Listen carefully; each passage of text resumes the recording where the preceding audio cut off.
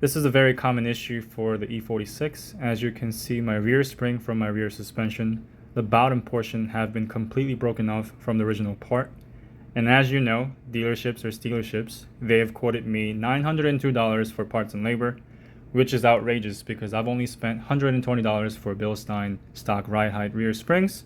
So I'm going to show you step by step how to replace it. So let's get right to it.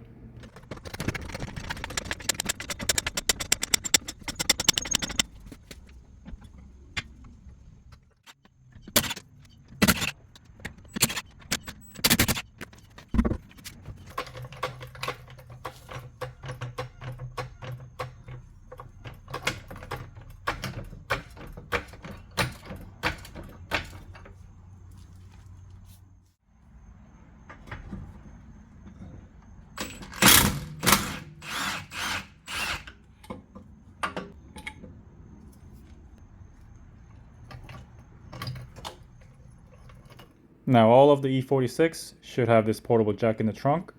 You've got to work smarter, not harder. Ja feel?